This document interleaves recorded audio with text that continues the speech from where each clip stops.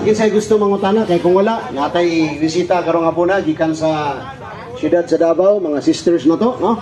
Bro, bali mo-share sila karon sa ilang pagtuo o sa ilang pagtulunan para nindot sab, no? Mga murag born again na sila, no? Kanya ato lang silang pahibalon nga diri sa plaza ang atong patakaran. Humani mo og wali og 10 minutes sa imong tema, mangutana mi sa tema nga inyong gi-share. So, kamo na lang magpaila, sister, palihog. Kay ikaw na sunod paghuman mangutana mi sa imong gipahayag. Pangalan niya sikta o tema. bro, ako sang ibalhin bro. Tanggal sa to bro. Yan na ako. Ay gwapo. Hello, so hindi din ako sa tubangay.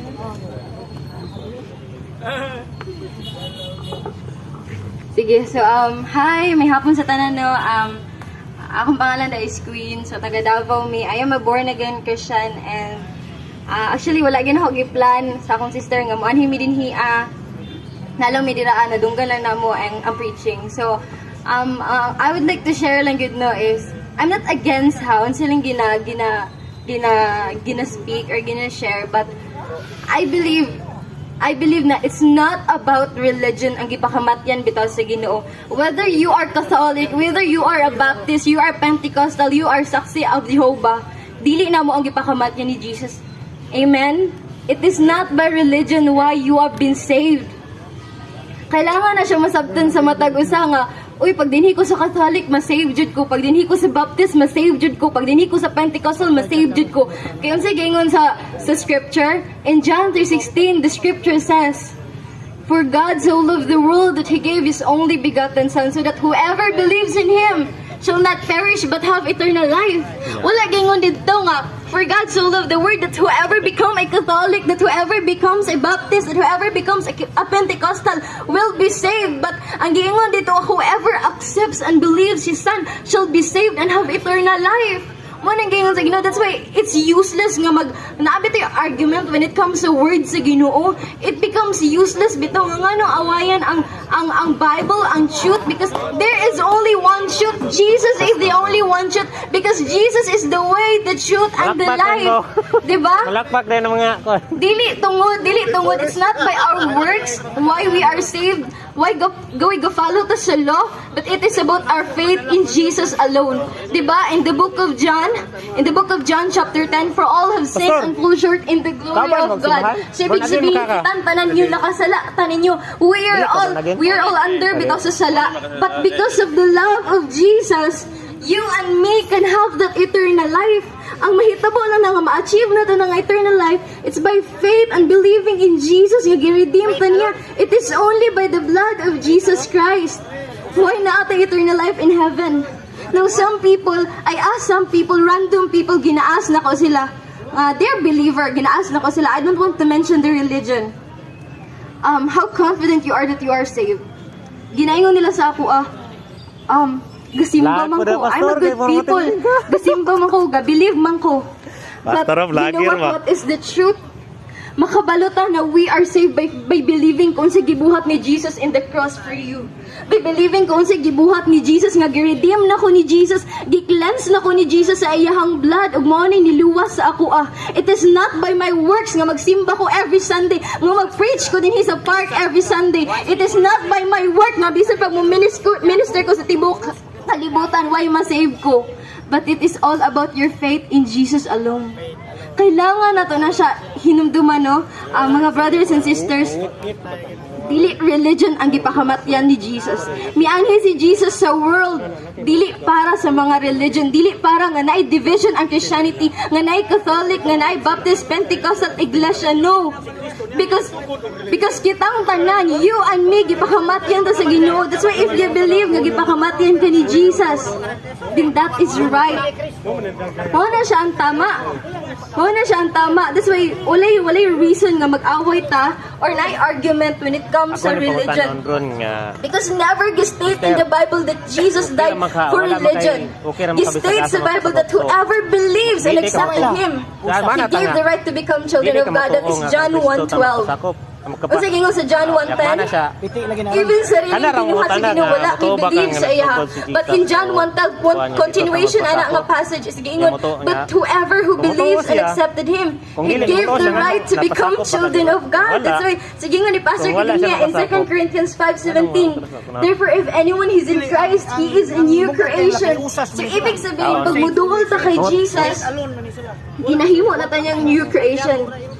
Old things have passed away. We are a new creation in Christ.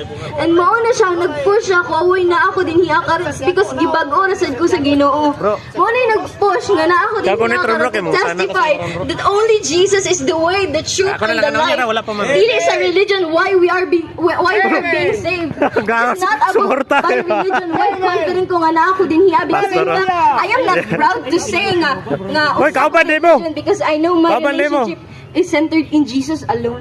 Dili sa religion.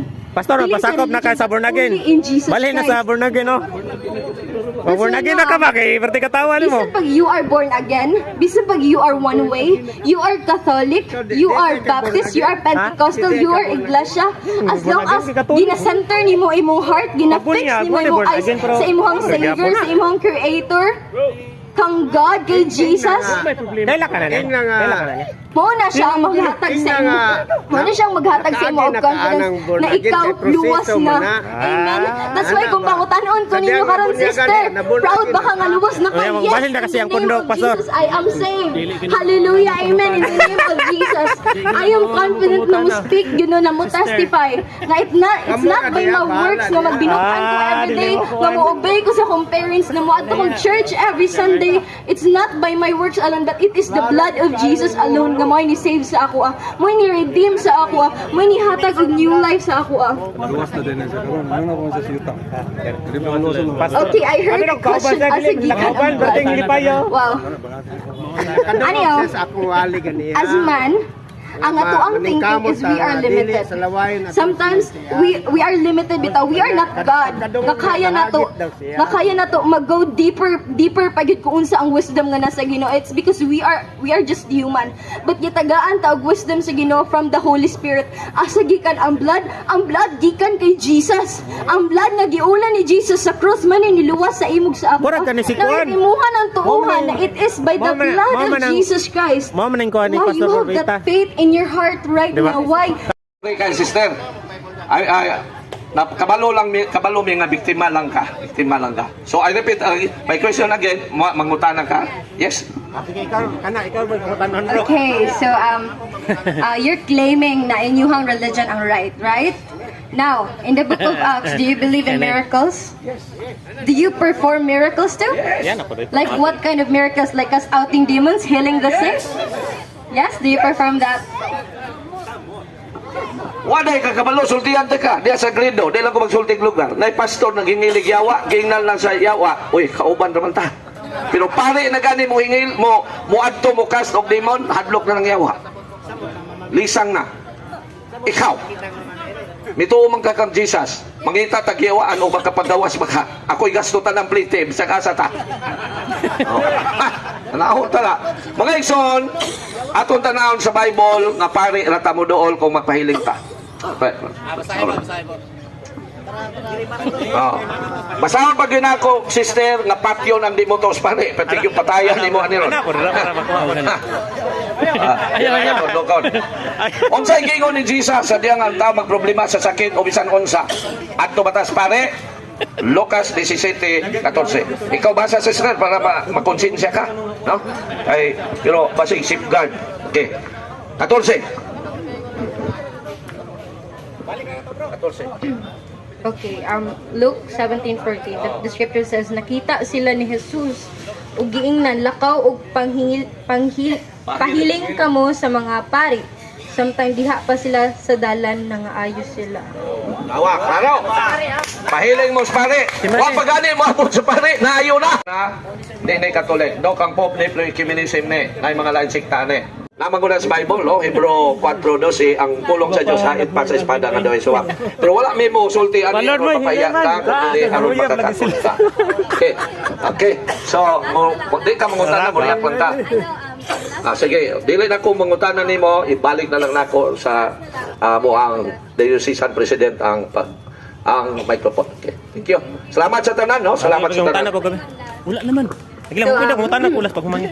I believe no tanan jud nakadungog ato no, but sige ngon sa scripture sa Ginoo no, anyone who follow Jesus, you will know them by their fruits. Know them by their fruits. Mabalaan jud na to, if kana siya nga tao, he is a true believer and follower ni Jesus based sa iyang fruit. Now kung kamo kinsa mo namoy mga ears sa dunggan yung pulong sa Ginoo, it is your decision to believe what is the right and what is the truth. What is right and what is wrong. Now, God bless you everybody. Thank you sa pagpaminaw sa pulong sa Ginoo. Ningon ka nga, kadtong musunod kang Kristo, maila sa iyang mga fruits. Okay. Ang Simbahang Katoliko na mo nga daghang kayong mga santos. Mangutana ko nimo karon, ang born again kinsa may na santos? That we actually don't believe in saints, but we focus our faith in Jesus.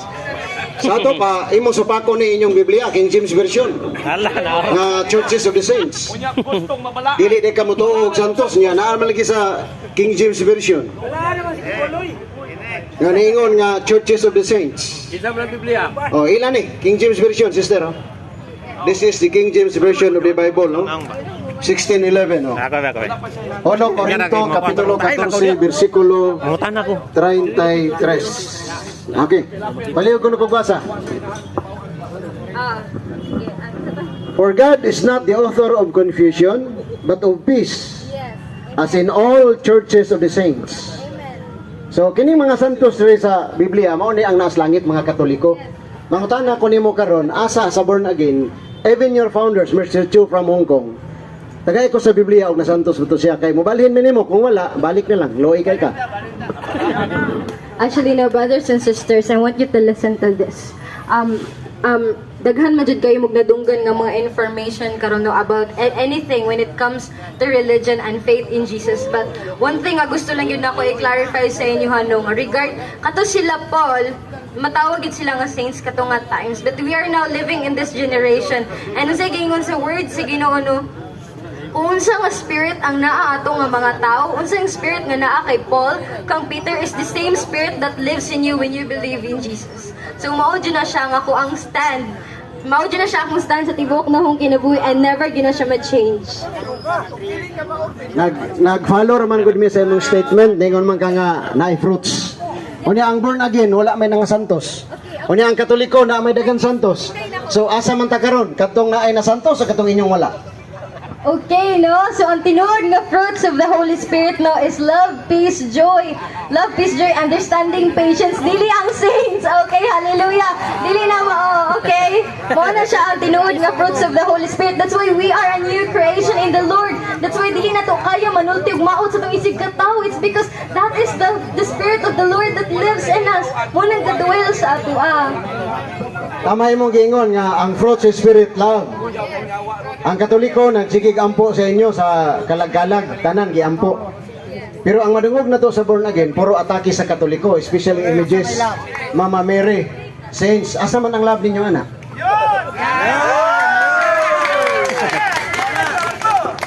Okay, ani man na, sakit mo yun ang truth, no? But when you know the truth will set you free. Sakit yun ang truth.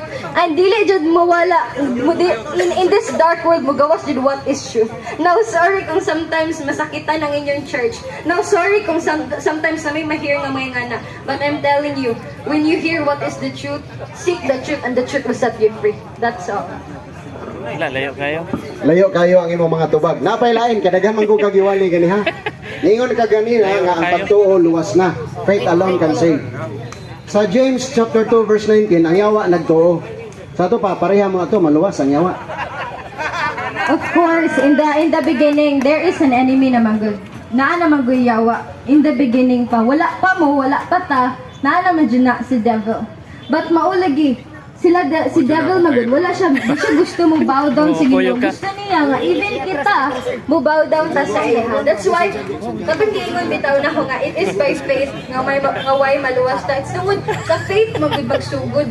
Sa faith mag-start by imong pagtuo bitaw sa Ginoo nga giluwas kaniya, gipakamatian kaniya, nga gi-redeem kaniya, nga hinluan na kaniya sa imong mga sala. Mao na siya nga faith. Akong ginabuot pasabot mo na siya nga faith. So, dili na kinahanglan ang buhat. Ang James 2:14 atong basahon. Mga igsoon, unsay kapuslanan kung sa katawo moingon nga siya adunay pagtuo apan wala siya maayong mga buhat. Makaluwas ba kaniya ang pagtuo? Dili gayud. Si St. James ningon, dili makaluwas kon faith lang, faith alone. Ningon ka nga faith alone. Asa may tuuhan na mo? Ikaw o si James? Now, brothers and sisters, no, ang salvation na to din haa sa Ginoo. Mo na siya ang faith na to din haa sa Ginoo or kanang salvation nga gituhon na to nga we are redeemed by the blood of Jesus. Mo na siya mo result sa good works. Amen. Mo na siya mo result sa good works. Why mo love tao? Why kaya na to mo forgive og tao? Uy dili na to kaya mo sultig maot sa isang katao. Sa to isig katao. Pero dili ibig sabihin no nga magbinutan ko all by my life kay gusto ko maluwas ko sa langit. No. We are never righteous in the sight of the Lord. No, unless dili na dawaton si Jesus, because Jesus is the only way. He is the truth and the life. Oh, na siya. That is the truth. Wala gihapon matubag ang pangutana, sister. Na-contradict sa imong statement, no? Ning layo, no? Ning layo. Nilayo sa tinuod. Nga, niingon ka, walay reliyon makaluwas. Si San Pablo, sa 1 Timoteo 3:16, niingon siya, walay makalimod unsa kadako ang tinago sa atong reliyon. Si San Pablo na reliyon. Niingon ka, di makaluwas. Sa ito pa, katong reliyon ni St. Paul, dili to makaluwas. Asa may tinuodan kanang dili makaluwas o kaning naay giingon sa Biblia nga makaluwas? Na siya religion. No other than the Roman Catholic Church. Yes, Bible and history. Yes. Wadi ka kabasa? Luuyan nimo na nabiktima lang ka sa pastor. Nabiktima lang ka. Atong prebahan. Unahon na to ang history. Atong unahon ang history pagbasa ha. Timbang-timbangan. Oh, tinuod kita. Paguli nimo, timbang-timbangan kay nabiktima ra man ka. Okay. The New Book of Knowledge, page 257. Title, Roman Catholic Church. The history of the Roman Catholic Church began in Upper Rome in Jerusalem almost 2,000 years ago. About 120 persons were gathered there. Nani sa buhat 1 o 2, 120 kabok Katolikong Kristiyano nasa Upper Rome. Unsa ni sila? Mga Roman Catholic Church. Founded by Christ. Okay, naaba kay ebidensya ikapakita nga ang Catholic dili founded by Christ? Sumala sa gitudlo sa inyong pastor kay sige magpanaw yung pastor sa mo. Na mo reference wala. To be honest na wala jud ever this is the truth. Wala jud ever nandaot among pastor about sa si Catholic. No, I don't know why it came up na sa ilang thoughts, but actually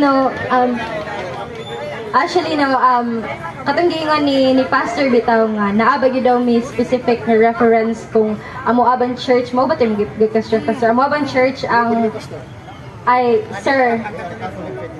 Okay, you're Catholic Technicaders. So actually no wala jud kabalo mo when you're ana ni kung kinsa din ang giingon sila nga mali ko pag ginaingon ninyo nga mali ko nga I'm lying wala ko nagasulti sa truth.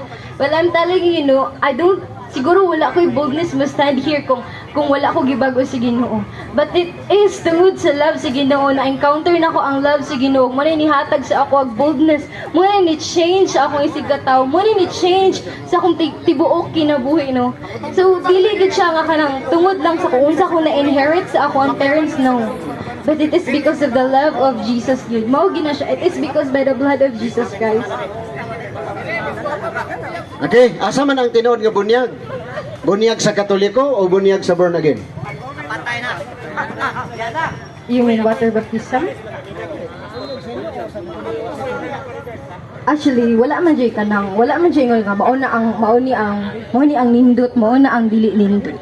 As like what I have said, it doesn't matter whether you are Catholic, you are Baptist, you are Pentecostal, as long as nagpabaptize ka, it's tungod ni tuo ka kung sa gibuhat ni Jesus across for you, then mao jud na siya ang truth. Dili jud kay tungod, it is a tradition lang sa inyong church, it is a tradition sa inyong simbahan nga buhaton na nimo na siya because it is your personal relation na I want to be baptized. Nato is ang pagpamatuod kasi sayo naman mo claim nga kita mo'y tinuod pero unsaon nimo pagpamatuod? Okay, ako nang nabasa nimo nga ang Roman Catholic Church founded by Christ. Unya kang ang born again kay Joe. Namanggod sa Psalms chapter 127 verse 1. Pabasaha bro. Atong mabasa nga ang pundok nga tinugod og tao dili makaluwas. Kay si Kristo ra ang makaluwas nga pundok. Nganong nagpasakop man ka sa born again nga tao ray nagtukod, nganong gibiyaan man nimo ang Katoliko nga tinukod ni Kristo? Palihog to ba? Okay, so dili pa makaingon gud no nga ang Catholic is tinukod jud siya ni Jesus. Dili po ta makaingon nga ang amuang religion is tinukod na sa Ginoo.